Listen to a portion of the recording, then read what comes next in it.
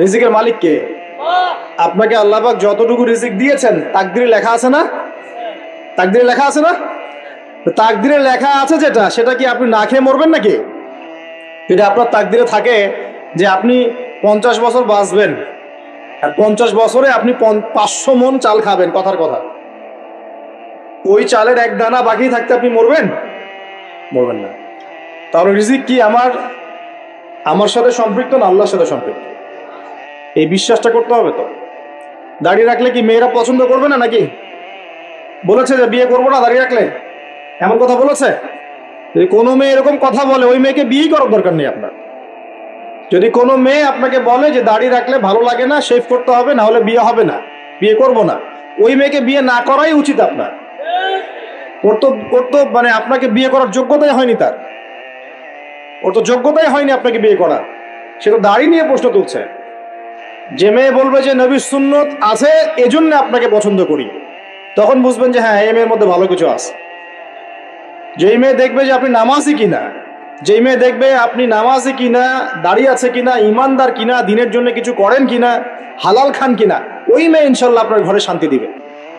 আর যেই মেয়ে আপনাকে দেখবে আপনার কত বড় সম্পত্তি, কতটা বড় জমি, কত বড় চাকরি, সুদ খান কিনা ওর কোনো আসা যায় না, টাকা হইলেই হইল, এগুলোকে ঘরে ঢুকালে অশান্তি আর অশান্তি। কি চাচ্ছেন, শান্তি না অশান্তি? নবী সাল্লাল্লাহু আলাইহি ওয়াসাল্লাম বলেছেন, দিনদারিতা দেখে মেয়েদেরকে বিয়ে করো। কি দেখে? একই বিষয় ছেলেদের জন্য মেয়েদের জন্য সেম। ছেলে দেখতে হবে দিনদার কিনা, মেয়ে দেখতে হবে দিনদার কিনা, পর্দা করে কিনা, দিনদারিতা আছে কিনা। দুনিয়ার এই ছোটখাটো বিষয় যদি দেখেন, তুচ্ছ বিষয়গুলো, একদিন না একদিন আপনি পস্তাবেন কিন্তু। আর যদি আপনি দিনদারিতা দেখেন, ইনশাল্লাহ আপনি কোনোদিন পস্তাবেন না ইনশাল্লাহ। আল্লাহ পাক তৌফিক দান করে নেবেন। এটা একটা বড় সিদ্ধান্ত জীবনের। এই সিদ্ধান্তে যদি ভুল করে ফেলেন, সারা জীবন পস্তাতে হবে। অতএব এখানে বেশি আবেগে ফ্যান্টাসিতে ভুগবেন না। ঠান্ডা মাথায় দিনদারিতাকে অগ্রগণ্য করে আপনি ছেলে দেখবেন বা মেয়ে দেখবেন ইনশাল্লাহ। আর গার্ডিয়ান যারা পরিবারের পিতামাতা আছেন, তাদেরকেও বলবো, দুনিয়ার এই বিষয়গুলোকে বেশি প্রাধান্য দিতে যাবেন না। কত বড় চাকরি করে, কত বড় জমির মালিক, কত বেশি টাকা, এগুলো পরের বিষয়। আগের বিষয় হচ্ছে আপনার ওই জামাই দিনদার কিনা, আগের বিষয় হচ্ছে তার মধ্যে ইসলাম আছে কিনা, শুরুর বিষয় হচ্ছে আপনার ওই মেয়ের মধ্যে দিনদারিতা আছে কিনা। এটা নসিহত করে গেলাম। যদি আপনি বুদ্ধিমান হন তাহলে আমার নসিহত গ্রহণ করবেন, না হলে কিন্তু সারা জীবন পস্তাতে হবে। যারা বেদিন জামাই বিয়ে করেছে আর বেদিন মেয়ে বিয়ে করেছে, তারা বুঝবে যে আমার কথার মর্ম কতটা। তারা এখন ইচ্ছা করেও লাইনে আনতে পারছে না। পারছেন? ওই যে বলছি বিয়ের পরে ঠিক হয়ে যাবে, এত সহজ? এটা কি সুইচ টিপ দিলে ঠিক হয়ে যাবে? মানুষের মনটা খুব জটিল একটা বিষয়। এত সহজেই মানুষের মন চেঞ্জ হয় না। হয় ইল্লা মাশাআল্লাহ, আল্লাহ চাইলে হয়। কিন্তু যদি মনে করেন যে পর্দা করে না, বিয়ে করি তারপর পর্দা করবে, করাই নিব, বানাই নিব, নিজের মতো গড়ে নিব, এত সহজ নয়। পরে দেখবেন সেই মেয়ে আপনার দাড়ি শেভ করা ফেলছে, করতে পারে না, আপনাকে পেরেশানিতে ফেলবে। সবার এত টাকা, তোমার টাকা নাই। এই যুগে একটু সুদ খেলে কি হয়, সমিতিতে নাম লেখালে কি হয়, সুদের লোন নিলে কি হয়, সবার একতলা বাড়ি, আমার কেন, সবার 4-5 তলা বাড়ি, আমার কেন একতলা থাকবে, নাও লোন নাও, বাড়ি করি। আপনার স্ত্রী আপনাকে এদিকে ইনফ্লুয়েন্স করবে না? করবে। এইভাবে তো বহু পরিবারের কর্তা দিন দিন হার্ট স্ট্রোক করে মারা যাচ্ছে। টেনশন, পারিবারিক অশান্তি। অতএব দিনদারিতাকে প্রাধান্য দেন ইনশাআল্লাহ। দিনদারিতার সৌন্দর্য কখনো শেষ হয়ে যাবে ইনশাআল্লাহ। আল্লাহ পাক তৌফিক এনায়েত করুন। আমিন। প্রিয় ভাইরা, আলোচনা একটা বড় অংশে এবার আসছি, এদিকে খেয়াল করেন, একটু মনোযোগ দিতে হবে। এখন থেকে আমরা একটু গুরুত্বপূর্ণ জায়গায় যাব। নবী সাল্লাল্লাহু আলাইহি ওয়াসাল্লামের সুন্নতের উপর আমল না করলে আমরা কি জান্নাত পাবো কিনা? আর নবীর সুন্নত কি শুধুমাত্র ইবাদত বন্দেগীর ক্ষেত্রে করলেই হবে, না জীবনের সব ক্ষেত্রে করতে হবে? আমার সাথে কথা বলেন। নবীর সুন্নত কি শুধু ইবাদত বন্দেগীতেই করব, নাকি জীবনের সব ক্ষেত্রে করব? আল্লাহর নবী সাল্লাল্লাহু আলাইহি ওয়াসাল্লাম মাত্র 23 বছরে আইয়ামে জাহিলিয়াতকে সরিয়ে দিয়েছেন কি তার নাই? আইয়ামে জাহিলিয়াতের শিরক, ওখানকার আপনার সুদ, ওখানকার আপনার জেনা, ওখানকার মাদক, ওখানকার গোত্রীয় হানাহানি 23 বছরের মধ্যে পরিবর্তন হয়েছে কিনা? যখন মক্কা বিজয় হয়েছে তখন কি ওই মক্কার মধ্যে কোনো শিরক ছিল, কোনো মূর্তি পূজা ছিল, কোনো সুদ ছিল, কোনো মেয়ের সাথে খারাপ আচরণ করা হয়েছে, কোনো ধর্ষণ হয়েছে, কোনো ব্যভিচার, গোত্রীয় হানাহানি, না সবাই ভাই ভাই হয়ে গেছে? 23 বছরের মধ্যে আল্লাহর নবী কি এমন করলেন যাতে একটা অন্ধকারাচ্ছন্ন সমাজ আলোকিত হলো? কি এমন করলেন, কে বলতে পারবে? 23 বছরের মধ্যে আল্লাহর নবী কি এমন করলেন? তিনি কি কোনো জাদু করেছেন? তিনি কি মানুষকে বশ করেছেন?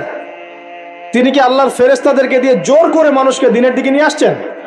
তিনি কি মানুষের গলায় ছুরি ধরে ইসলাম কবুল করিয়েছেন? এই কোনো কাজে আমাদের নবী মুহাম্মদ সাল্লাল্লাহু আলাইহি ওয়াসাল্লাম করেন নাই। করেছেন? বরং তিনি মানুষের কলব, মানুষের হৃদয়টাকে পরিবর্তন করে দিয়েছেন। বলেন সুবহানাল্লাহ। মানুষের হৃদয়ের মধ্যে আগে কুফর ছিল, আল্লাহর নবী সেখানে ঈমান ঢুকিয়ে দিয়েছেন। মানুষের হৃদয়ের মধ্যে আগে শিরক ছিল, আল্লাহর নবী সেখানে তাওহীদ ঢুকিয়ে দিয়েছেন।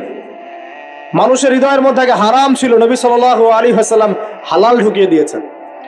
মানুষ আগে বস্তুবাদী ছিল, দুনিয়া কেন্দ্রিক ছিল, আল্লাহর নবী মানুষকে পরকালমুখী করেছেন। মানুষ আগে আল্লাহকে চিনত না, আল্লাহর নবী মানুষকে আল্লাহকে চিনিয়েছেন। মানুষের কবর, হাসর, জান্নাত, জাহান্নাম নিয়ে এত চিন্তা ছিল না, আল্লাহর নবী তাদেরকে পরকালীন জীবন সম্পর্কে সচেতন করেছেন। করেন নাই? কিভাবে করেছেন? উত্তর, নবী সাল্লাল্লাহু আলাইহি ওয়াসাল্লাম দুইটা উৎস দিয়ে করেছেন। কয়টা উৎস ভাই? এক নাম্বার আল্লাহর কিতাব মানে আল কোরআন, দুই নাম্বার নবীর সুন্নত মানে কি? হাদিস। আমার সাথে কথা বলেন। এক নাম্বার কি? আল্লাহর কিতাব মানে কি? আল কোরআন। দুই নাম্বার নবীর সুন্নত মানে হাদিস। এই কোরআন এবং হাদিসকে কেন্দ্র করে মাত্র 23 বছরে নবী সাল্লাল্লাহু আলাইহি ওয়াসাল্লাম পুরো জাহেলিয়াতের চিত্রই পাল্টে দিয়েছেন। পাল্টে দিয়েছেন কিনা? আচ্ছা, কিভাবে? উত্তর, নবীজি এবং সাহাবীরা সর্বপ্রথম তারা সবাই কোরআন তেলাওয়াত করা জানতেন। এক নাম্বার, ঠিক আছে? তার মানে সমাজ পরিবর্তন করতে হলে আমাদের সবাইকে কোরআন তেলাওয়াত করা শিখতে হবে। দুই, নবী এবং সাহাবীগণ সাল্লাল্লাহু আলাইহি ওয়াসাল্লাম কোরআন শুধু তেলাওয়াতই করতেন না, কোরআনের অনেক অংশ, প্রায় পুরো অংশই তাদের মুখস্থ ছিল, ছিল না? তাহলে আমাদের কোরআন মুখস্থ করা লাগবে কিনা? পুরো অংশ না পারি, অল্প একটু করা লাগবে কিনা? অথবা এতটুকু না পারি, এক পারা পারবো কিনা? এক পারাও না পারি, নামাজের জন্য উপযুক্ত সূরাগুলো মুখস্থ করতে পারবো কিনা? পারবো না? সারা জীবনে কম পড়াশোনা করেছি? প্রচুর পড়াশোনা করেছেন, তাহলে কোরআনের ক্ষেত্রে কেন পিছিয়ে থাকবো? থাকা যাবে? যাবে না। ওই যে বারবার একটা কথা বলি, 15-20 বছর পড়াশোনা করে 15টা সূরা শিখছেন না। 15 বছর পড়াশোনা করে আপনি 15টা হাদিস শিখছেন না। শিখেছেন?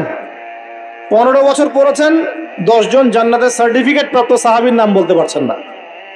নবীজির 10 জন স্ত্রীর নাম বলতে পারছেন না, তার জীবনী বলতে পারছেন না, ঈমান ভঙ্গের কারণগুলো বলতে পারছেন না, কোনো কোনো ক্ষেত্রে ওযুর মাসআলাগুলোও বলতে পারছেন না, কোনটা ফরজ কোনটা সুন্নাত। এমন আছে না? এবং এদের সংখ্যা কি কম না বেশি? এদের সংখ্যা কোটি কোটি, এমন কোটি কোটি মানুষ আছে বাংলাদেশের মাটিতে। আমরা সবাই মাশাআল্লাহ দুনিয়াবি ক্ষেত্রে শিক্ষিত হয়েছি ঠিকই, কিন্তু দিনের বেসিক জিনিসগুলো শিখি নাই।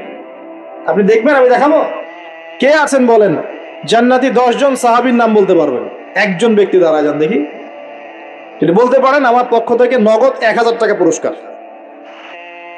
জান্নাতি 10 জন সাহাবী, এই দুনিয়াতেই তারা জান্নাতের সার্টিফিকেট পেয়েছেন। আল্লাহ নবী বলেছেন তুমি জান্নাতি, তুমি জান্নাতি, তুমি জান্নাতি। 10 জন বলতে পারবেন কেউ? বিশ্বাস করেন, আমি যদি এখন ধরি কোনো পুরস্কার দিব না, 1 টাকাও ভাদিয়া নাই, আমাকে বলেন বাংলাদেশ ক্রিকেট টিমের 10টা প্লেয়ারের নাম বলেন, সবাই বলতে পারবে। পারবে না? 10 জন ইন্ডিয়ান নায়কের নাম বলতে বলেন, পারবে। 10 জন ইন্ডিয়ান নায়িকার নাম বলতে বলেন, পারবে। 10 জন আর্জেন্টিনার প্লেয়ারের নাম বলতে পারেন, পারবে। 10টা ব্রাজিলের প্লেয়ারের নাম জিজ্ঞাসা করেন, পারবে। এগুলো পারবে তারা। পারবে কি না? সত্যি কথা বলেন, পারবে কি না? অবশ্যই পারবে। 10টা বাংলা সিনেমার নাম বলেন, পারবে। 10টা হিন্দি সিনেমার নাম বলেন, পারবে। পারবে কি না? সত্যি কথা বলেন, পারবে কি না? অবশ্যই পারবে। না পারলে তো আলহামদুলিল্লাহ, আপনার জন্য দোয়া থাকবে যে পারেন নাই। কিন্তু বেশিরভাগ ছেলে পেলেই পারবে, বেশিরভাগ মেয়েই পারবে। মেয়েদেরকে জিজ্ঞাসা করেন 10টা সুন্দরী মেয়ের নাম বলো, ভারতের, পশ্চিমের, হ্যাঁ, সিনেমার, নাটকের, গায়কের, গায়িকার 10টা সুন্দর সুন্দর মেয়ের নাম বলো, বলে দিবে। পারবে না? জিজ্ঞাসা কর আজকে গিয়ে যে 10 জন জান্নাতের সার্টিফিকেট প্রাপ্ত 10 জন সাহাবীর নাম কি, দেখবেন বেশিরভাগই বলতে পারবে না। এই বিষয়টাকে আপনি কি মনে করছেন? বিগত 10, 20, 30 বছর থেকে আমরা দেখছি যে একটা অসুস্থ প্রজন্ম তৈরি হয়েছে। অসুস্থ প্রজন্ম। কিরকম অসুস্থ? দিনের জ্ঞান অর্জনের কোনো ফিকির করে না, সারাদিন দুনিয়ার জ্ঞান অর্জন নিয়ে পড়ে আছে। এর উদ্দেশ্য একটা সার্টিফিকেট অর্জন করে চাকরি পাওয়া, উদ্দেশ্য এটাও না যে এই জ্ঞান দিয়ে সে দেশ ও জাতির খেদমত করবে, এটা উদ্দেশ্য না। অসুস্থ প্রজন্ম জিজ্ঞাসা করবেন, ইসলামের বেসিক জিনিসগুলো জানে না, বাইরের বড় বড় জ্ঞান তার জানা আছে, পুরো পর্যায় সারণী মুখস্থ কেমিস্ট্রি, 10 জন সাহাবীর নাম বলতে পারবে না, 10 জন নবীর নামও বলতে পারছে না, 10টা সূরা ধরলে প্যান্ট খারাপ হয়ে যাবে। একটা সূরা ফাতিহা বিশুদ্ধ করে কোন আলেমের সামনে তেলাওয়াত করতে দেন, দেখবেন 10টা ভুল করে বসে আছে। অনেকে তো আলহামদুলিল্লাহ উচ্চারণ করতে পারে না। কেমন আছেন? আলহামদুলিল্লাহ ভালো আছে, আলহামদুলিল্লাহ ভালো আছে, আলহামদুলিল্লাহ। আলহামদুলিল্লাহ মানে কি? আলহামদুলিল্লাহ মানে সমস্ত প্রশংসা কার জন্য? আল্লাহর জন্য। আর আলহামদুলিল্লাহ মানে সমস্ত ধ্বংস আল্লাহর জন্য। নাউযুবিল্লাহ। অর্থ কি হয়েছে দেখছেন? আলহামদু মানে ছোট হায় হাওয়াজ দিয়ে পড়লে অর্থ পরিবর্তন হয়ে যায়, উল্টা অর্থ হয়। আর আলহামদু বললে অর্থ পারফেক্ট হয়। কুল হুয়াল্লাহু আহাদ, কুল বললে একটা অর্থ হয়, আর কুল হুয়াল্লাহু আহাদ বললে আরেক অর্থ হয়। তারপরে কুল ইয়া আইয়ুহাল কাফিরুন লা আ'বুদু মা তা'বুদুন একটা অর্থ হয়। আর যখন বলে কুল ইয়া আইয়ুহাল কাফিরুন লা আ'বুদু মা তা'বুদুন আরেকটা অর্থ হয়। এগুলো আলেমরা বুঝবেন। তো কুরআনই তো পড়তে জানছে না। 15 বছর 20 বছর পড়াশোনা করে আমরা কি প্রজন্ম তৈরি করছি বলেন তো? আগামী 2-3 দিন পর তারা রাস্তাঘাটে কনসার্ট করবে, নাচবে, পিকনিক করবে, হইহুল্লা করবে এবং পশ্চিমাদের সাথে তালে তাল মিলিয়ে বলবে যে 31st night happy new year তারা বলবে। আর নবী সাল্লাল্লাহু আলাইহি ওয়াসাল্লাম কি বলছেন শোনেন। আল্লাহর নবী বলছেন তোমাদের জন্য আনন্দের উৎসব 2টা। কয়টা?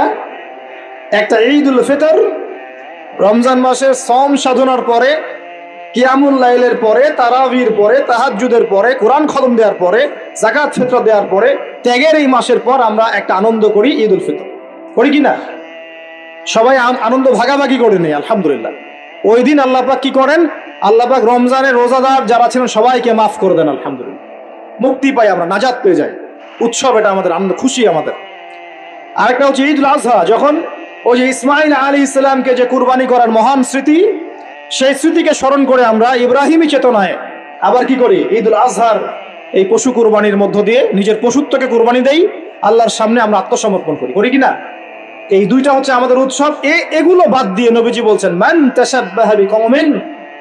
তাশাব্বাহা বিকওমিন ফাহুয়া মিনহুম, কেউ যদি তোমাদের মধ্যে অন্য কোনো জাতির সাদৃশ্য অবলম্বন করে, যে যে জাতির সাদৃশ্য অবলম্বন করবে সে তাদের অন্তর্ভুক্ত হয়ে যাবে। নাউযুবিল্লাহ। আমরা কি চাই উম্মতে মুহাম্মাদের অন্তর্ভুক্ত হতে, না ওই পশ্চিমাদের অন্তর্ভুক্ত হতে? পশ্চিমা কারা? যাদের মধ্যে ছেলে ছেলে বিয়ে করা জায়েজ। খুশি হয়েছেন? পশ্চিমা কারা? যাদের মধ্যে ছেলে ছেলে বিয়ে জায়েজ, মেয়ে মেয়ে বিয়ে জায়েজ, পরকালের কোনো কনসেপ্ট নাই ওদের, লা ইলাহা ইল্লাল্লাহ কোনো কালিমা নাই, মুহাম্মদুর রাসূলুল্লাহ তারা বিশ্বাস করে না। এমনকি তারা বলছে, কয়দিন আগে বললো মেরি ক্রিসমাস, বলেছে না? যে ব্যক্তি বলেছে মেরি ক্রিসমাস 25শে ডিসেম্বরে, সে ওই দিন স্বীকার করে নিয়েছে যে 25শে ডিসেম্বর আল্লাহ পাক ঈসা আলাইহিস সালামকে জন্ম দিয়েছেন। নাউযুবিল্লাহ। কথা বলে বুঝতে পারছেন না? যখনই আপনি এটা পালন করেছেন তার মানে ওই দিন আপনি স্বীকার করেছেন যে ওই দিন আল্লাহ পাক ঈসা ইবনে মারইয়াম আল্লাহর পুত্র, নাউযুবিল্লাহ, তাকে তিনি জন্ম দিয়েছেন। এটা স্বীকার করেছেন আপনি, করছেন না? ওই সভ্যতা অন্তর্ভুক্ত আপনি হতে চান? ওদের সাথে হাসর করতে চান, নাকি নবী সাল্লাল্লাহু আলাইহি ওয়াসাল্লামের সাথে করতে চান? বলেন। এটা আপনাকে বেছে নিতেই হবে। আপনি মুসলমান হয়ে এটা করতে পারবেন না। ইসলাম এই নামকাওয়াস্তে পালন করতে পারবেন না। পালন করলে পরিপূর্ণ পালন করতে হবে। উদখুলু ফিস সিলমি কাফা, তোমরা পরিপূর্ণরূপে দিনে প্রবেশ করো, তোমরা পরিপূর্ণরূপে দিনে প্রবেশ করো।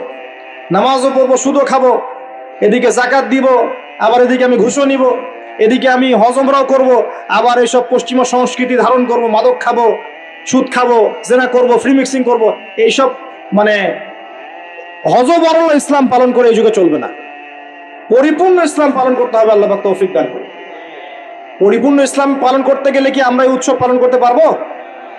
1 নাম্বার দেখালাম যেটা ওই জুলিয়াস সিজারের চালু করা এটা পদ্ধতি, নরস যেটা ওই জামশিদের চালু করা পদ্ধতি। আর আমরা মুসলমান হয়ে কিভাবে আমরা অগ্নি পূজারীদের, পশ্চিমাদের এবং সারাদের সংস্কৃতি কেমন করে ফলো করতে পারি? আমার কি সম্ভব? আর নবী যখন বলে দিচ্ছেন মান তাশাব্বাহা বিকওমিন ফাহুয়া মিনহুম, যে যে জাতির সাদৃশ্য অবলম্বন করবে সে তাদের অন্তর্ভুক্ত হয়ে যাবে, তাদের সাথে হাসর হবে। আমি কি তাদের সাথে হাসর চাই, নাকি নবীর সাথে হাসর চাই? এবার আল্লাহ পাক কি বলছেন সেটাও শুনে নেন, তারপরে সামনে যাই। খুব গড় করে শোনেন। আল্লাহ পাক সূরা মাঈদার 51 নম্বর আয়াতে বলছেন। কত নম্বর আয়াত বলেন? কোন সূরা? সূরা মাঈদার কত নম্বর আয়াত? আয়াতটা ভালো করে হজম করেন। আল্লাহ পাক বলছেন, ইয়া আইয়ুহাল্লাযীনা আমানু, হে মুমিনগণ। মুমিন কারা? আমরা মুমিন না? আমরা আল্লাহ বিশ্বাস করি না? ফেরেশতায় বিশ্বাস করি না? আসমানে কিতাবে বিশ্বাস করি না? নবী রাসূলে বিশ্বাস করি কিনা? আমরা পরকালে বিশ্বাস করি? আমরা কি ভাগ্যের ভালো মন্দ বিশ্বাস করি? আলহামদুলিল্লাহ আমরা মুমিন ইনশাআল্লাহ। বলেন আলহামদুলিল্লাহ। এই মুমিনদেরকে আল্লাহ পাক বলছেন, ইয়া আইয়ুহাল্লাযীনা আমানু, হে মুমিনগণ, লা তাত্তাখিযুল ইয়াহুদা ওয়ান নাসারা আউলিয়া, তোমরা ইহুদ এবং নাসারাদেরকে বন্ধু রূপে গ্রহণ করো না। বা'দুহুম আউলিয়া বা'দ, তারা একে অপরের বন্ধু। ওয়া মান ইয়াতাওয়াল্লাহুম মিনকুম ফাইন্নাহু মিনহুম, তোমাদের মধ্যে কেউ যদি ওদের দিকে মুখ ফিরায় সে আমাদের অন্তর্ভুক্ত না, তাদের অন্তর্ভুক্ত। ইন্নাল্লাহা লা ইয়াহদিল কওমা যালিমিন, আর আল্লাহ পাক এই জালেমদেরকে কখনো হেদায়েত করবেন না। মানে আমরা যদি ওদের অন্তর্ভুক্ত হয়ে যাই আমরা জালেম হয়ে যাব, আর এই জালেমদেরকে আল্লাহ পাক হেদায়েত করবেন না। আল্লাহ পাক সূরা বাকারা আরো বলেছেন, ওয়ালান তারদা আনকাল ইয়াহুদ ওয়ালান নাসারা হাত্তা তাত্তাবিআ মিল্লাতাহুম, হে নবী তোমার উপরে ইহুদের লোকজন এবং খ্রিস্টানরা কখনোই সন্তুষ্ট হবে না, কখনোই সন্তুষ্ট হবে না যতক্ষণ তুমি তাদের ধর্ম মিল্লাত গ্রহণ না করছো। আপনি ওদের সাথে তালে তাল মিলে নাচ গান করেন, তারা আপনার উপর সন্তুষ্ট হয়ে যাবে। আর আপনি যখন ওদের উপর তালে তাল মিলাবেন না, লা ইলাহা ইল্লাল্লাহ মুহাম্মাদুর রাসূলুল্লাহ নিয়ে থাকবেন, ওরা আপনার উপর সন্তুষ্ট হবে না। আমরা কি দুনিয়াতে ওদের সন্তুষ্টি চাই না আল্লাহর সন্তুষ্টি চাই? যদি আল্লাহর সন্তুষ্টি চাই, নবীর সাথে হাসর করতে চাই, কোন মুসলমান যুবক যুবতী আগামী এই নোংরা অপসংস্কৃতিতে গায়ে গা ভাসাবে না। এই দিনে কোনো কনসার্ট চলবে না, এই দিনে কোনো বেহায়াপনা হবে না, এই দিনকে কেন্দ্র করে কোনো রকমের এই পিকনিক বা ঢাকঢোল পিটানো আর এই যে তোমাদের সাউন্ড বক্সে গান বাজানো কোনো কিছু চলবে না ইনশাআল্লাহ। পারা যাবে? মনে রাখবে এই কাজটা ছোট নয়, করার মধ্য দিয়ে আপনি কুফর করছেন। কুফর, আপনি আল্লাহর নবীর হাদিসকে অস্বীকার করছেন, আল্লাহর কোরআনের আয়াতকে অস্বীকার করছেন, আপনি আল্লাহর দুশমনদের সাথে খুশি পালন করছেন। সুবহানাল্লাহ।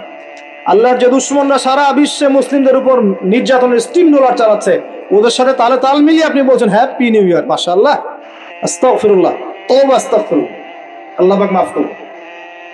এবার দেখেন, এটা কি আমাদের দেশেরও সংস্কৃতি? এই জিনিসটা কি আমাদের দেশের সংস্কৃতি? বাঙালি ভাষা, বাঙালি জাতি, বাংলা ভাষা আমাদের প্রাণের যে ভাষা এবং দেশ এবং মাতৃভূমি, এদের সাথেও কি এটা সম্পৃক্ত? এদের সাথেও কি এটা যোগসূত্র আছে? এটা ধার করা সংস্কৃতি, কথা ঠিক কিনা? তো ধার করা সংস্কৃতির চর্চা আমরা বাংলার মাটিতে কেন করব? আমাদের বাংলা সংস্কৃতি নাই? আমরা বাঙালি না? আমাদের ভাষা নাই? আমরা ভাষা নিয়ে গর্বিত না? কেন আমরা আমাদের ভাষায়, আমাদের দেশে, আমাদের জমিতে অন্যের সংস্কৃতি এনে ওইসব ভাষার গান আমরা কেন চালু করব? ওইসব ভাষায় আমরা ঢাকঢোল কেন পিটাবো? আমাদের নিজস্ব সংস্কৃতি নাই? আছে কি নাই? এবার আসেন আরেকটা পয়েন্ট দিয়ে শেষ করি এই লেকচারটা। সেটা হলো, একটা বছর যে চলে গেল, একটু মনোযোগ দাও এদিকে। একটা বছর যে চলে গেল, এক বছর চলে যাওয়াতে কি আমার খুশি হওয়া উচিত না কষ্ট পাওয়া উচিত? মনে করেন আপনার 60 বছর হায়াত আছে, বা আমার 60 বছর হায়াত আছে, কথার কথা বলছি। এখন এক একটা বছর যে চলে যাচ্ছে, আমি কি মৃত্যুর দিকে একটু একটু করে আগাচ্ছি না? আপনি আগাচ্ছেন না? কি ভাই কথা বলেন, আগাচ্ছে কি না? তাহলে আমরা একটা বছর চলে যাচ্ছে মানে কি, আমরা একটা একটা করে ধাপ আগাচ্ছি কবরের দিকে। এখন আমার জীবন থেকে 2022 সালটা চলে গেল, তার মানে এক বছরে আমি কতটুকু নামাজ পড়লাম, কতটুকু রোজা রাখলাম, কতটুকু তসবিহ তাহলিল করলাম, কতটুকু দাওয়াতি কাজ করলাম, দিনের জন্য কতটুকু কি করলাম, এইটা ফিকির করা উচিত না আমার? আমার জীবন থেকে একটা বছর চলে গেল মানে আমি কবরের দিকে এক ধাপ এগিয়ে গেলাম। এখন এগিয়ে যাওয়ার খুশিতে আপনি আজকে উৎসব পালন করছেন। আস্তাগফিরুল্লাহ, কি বুদ্ধি মাথায়! দেখেন, জীবন থেকে একটা বছর হায়াত কেটে পড়ে গেল, এটাতে সে খুশি হয়েছে এবং খুশি হয়ে সে উৎসব পালন করছে, কনসার্ট করছে, ঢাকঢোল পিটাচ্ছে, পিকনিক করছে। কত বুদ্ধি মাথায়! মৃত্যু কাছাকাছি আসলে কি মানুষ খুশি হয় না কষ্ট পায়? মৃত্যু কাছাকাছি আসলে মানুষ কি খুশি হবে নাকি আরো চিন্তা করবে, হায় আফসোস, এক বছর যদি আরো ভালো কাজ করতে পারতাম আরো ভালো হতো? কোনটা বলেন? আফসোস হবে না? অবশ্যই হবে।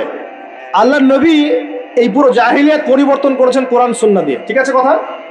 কোরআন সুন্নাহর মধ্যে কাজগুলো কি ছিল আমি কয়েকটা বলেছিলাম। 1, কোরআন তেলাওয়াত করা শিখেছে সবাই।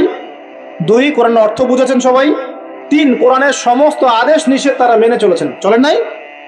আমাদের উচিত হবে কোরআনের সমস্ত আদেশ এবং নিষেধগুলোকে মেনে চলা। আল্লাহ পাক আমাদের সবাইকে তৌফিক এনায়েত করুন। এরপর তারা কি করেছেন? কোরআন এবং হাদিসের দাওয়াতটা মানুষের কাছে পৌঁছে দিয়েছেন, দেন নাই? তাহলে আমাদের কি নিজে নিজে দিন পালন করলেই হবে, না আমার পরিবারেও করাতে হবে? আমি নিজে পালন করছি, পরিবার পালন করছে, মাশাআল্লাহ। এখন আমার দায়িত্ব না সমাজের মধ্যে প্রচার করা? দায়িত্ব কি না? আরো কি কোনো নবী আসবেন? তার নবীর উত্তরসূরি কারা এখন? ওলামায়ে কেরাম। ওলামায়ে কেরামদের শুধু একার দায়িত্ব ইসলাম প্রচার করার, নাকি আমাদেরও দায়িত্ব আছে? আমরা ইখতিলাফি মাসআলাগুলোকে নিয়ে পড়ে থাকবো না। জটিল ফিকহি বিষয়গুলো সেটা আপনি আমি ফতোয়া দিতে পারবো না, এটা মুফতি সাহেবরা করবেন। কিন্তু কমন জিনিসগুলোর দাওয়াত আমরা সবাই দিতে পারি কিনা? নামাজের দাওয়াত আপনি দিতে পারেন? আপনি হালাল খাওয়ার দাওয়াত দিতে পারেন? পর্দার দাওয়াত দিতে পারেন? আপনি এটা দাওয়াত দিতে পারেন যে আমরা সবাই 5 ওয়াক্ত নামাজ পড়বো, রোজা রাখবো, সামর্থ্য হলে হজ করবো, জাকাত দিব, এইটুক দাওয়াত তো আপনি দিতে পারেন, পারেন কিনা? মাদকদ্রব্য ছেড়ে দেওয়া, মাদকদ্রব্য খেও না, সুদ খেও না, এই কমন কথাগুলো তো বলতে পারেন নাকি? বাল্লিগু আন্নী ওয়ালাউ আয়া, একটা আয়াতও যদি জানো তোমরা সেটা প্রচার করো। যদি আমরা সবাই মিলে দিন প্রচার না করি, দিনের অবস্থা আস্তে আস্তে কিন্তু সংকুচিত হয়ে আসছে। আপনারা কি বুঝতে পারছেন না যে অন্য ধর্মগুলো আস্তে আস্তে ছড়িয়ে পড়ছে? আমাদের এই গাফেলতির কারণে আজকে বহু মুসলিম ধর্মহীন হয়ে যাচ্ছে, হচ্ছে না? সত্য কথা বলেন, হচ্ছে কিনা? টাকার লোভে, চাকরির লোভে, হচ্ছে কিনা? এটা আমাদের গাফলতি না? অতএব আমাদের সবাইকে শুধু আলেম ওলামার উপর দায়িত্ব ছেড়ে না দিয়ে আমাদের সবাইকেই দিনের দাওয়াতের, দাওয়াতের কাজ সবাইকে করতে হবে। আল্লাহ পাক তৌফিক দান।